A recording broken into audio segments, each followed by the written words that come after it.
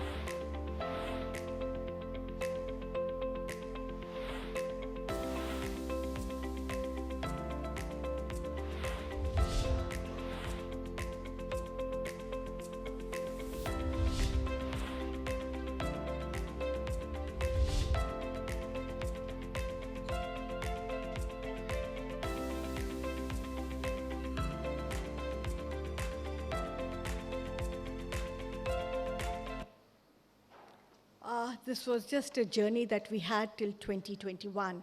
It was a long journey, and as I told you, now we have a robust system, data from all the sectors nearly, and in order to engage with this data, the government data, we have had number of initiatives, challenges, hackathons, in which the innovative use was put in of this data, and further insights were derived which made a value out of the data. The data was even used across sectors, and this is where we were. Now, coming up with the current scenario of data ecosystem. Data is the new oil. We all talk about it. Well, as we heard in the morning 2 sessions, we need refineries. We need to have and process this data to come up with meaningful ideas. Data is all lying in silos. We've been hearing it in the morning, from the morning, that the data is there in their system. Is there a policy to share the data? If they can be shared, then are we worried about the security aspects of the data, the personal information about end user? So there are a number of things which makes data restricted for sharing. And then the data is in demand. I showed you the last slide in my presentation, in my PPT, in my video, which said how open data is used. I don't have to talk about that. There are multiple use cases which we have, whether it is the air quality index, which is used by n number of people, even monetizing this data. So data is in demand. There are sectoral data now. Each sector is, in fact, a gold mine having all this data. And then there is one platform which gives you the data in an open format to use it in the way you want to use. And there is an increase in even private data. There is a need to have private data also shared. Now, we heard in the morning by one of the speakers that there are n number of policies. Initially, there was one policy which said data sharing and accessibility policy. Now, each department has come up with number of policies, whether it is transport, whether it is, you say, MOSPI, whether it is SEBI, you name the department. Obviously, there has to be a consent of what data can be used and how it can be shared, and if you are taking the data, how will you share it to others, under which conditions. So there are a number of policies in the government which all needs to come under a unified platform. This is how we grew. From open data, there is something called crowdsourced, restricted, or registered access to the data. The data is no longer open, but you need to give it in a restricted way with a registration on it so that you know who's using the data for what, with a consent. And then we talk of data exchange. Besides open data today, there is a huge demand for sharing data seamlessly, even with private entities, as well as to monetize data. MeitY is formulating the building blocks for developing a unified data exchange. A pilot has been carried out with EgriStack. I will talk about it, and I am sure by the end of today's workshop, we will be able to be in a position to carve out the journey for the unified data exchange. Now, this is what we are talking of. Data no longer in silos, data actually residing in the source of truth, data not in multiple places, and just being exchanged to the consumer by the provider, be it the government, be it the private entities, and the end user under the consent management system, under the terms and conditions laid down by the provider, they can use this data. There's a whole lot of ecosystem which comes up once you make the data available. There is an ecosystem of startups, developers, entrepreneurs, researchers, academia, government, journalism. I have even seen now there is a lot of story about insights of how a data can use and a data-driven good governance.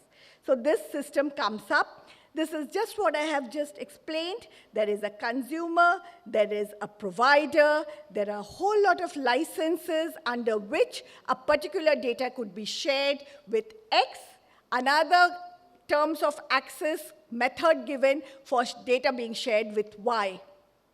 So this is what it is, different policies, different terms and conditions, different access methods, all clubbed together as a unified data exchange.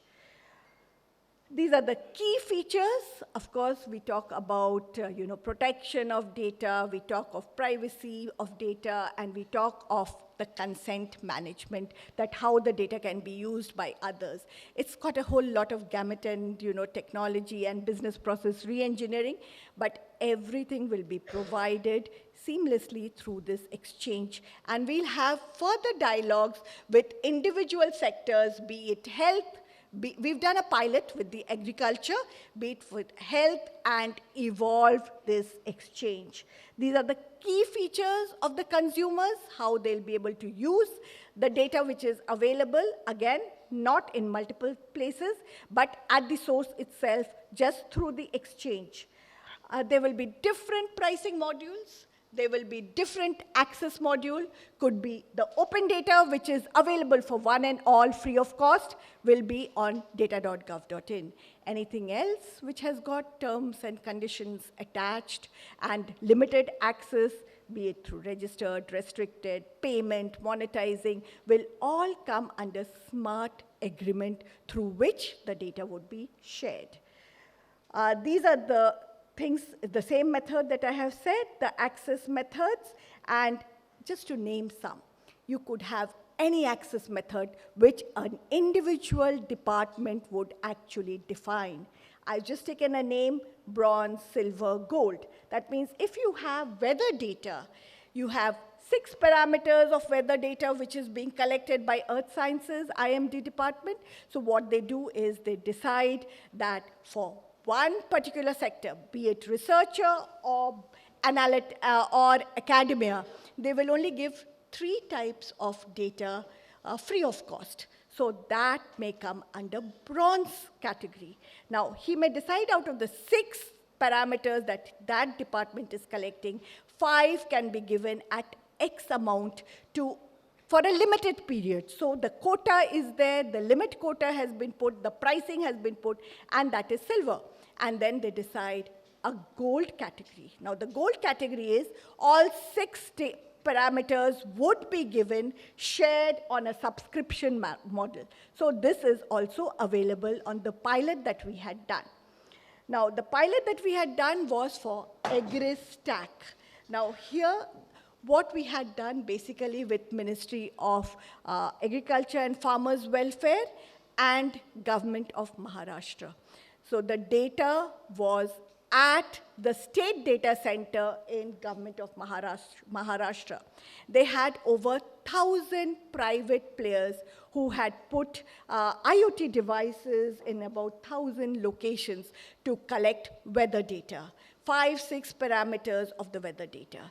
Now, this data exchange that we had made as a pilot for the EgriStack, what it did was the data was shared from the state data portal of Maharashtra through automatically, default, through API. The data was not shared. The metadata was shared on this platform.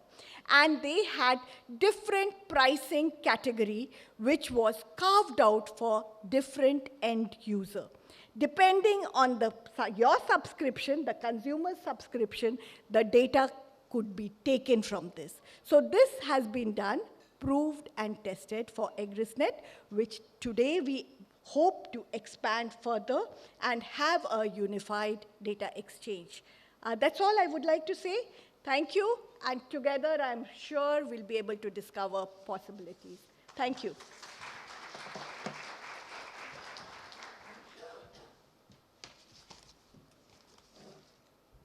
Thank you so much, ma'am.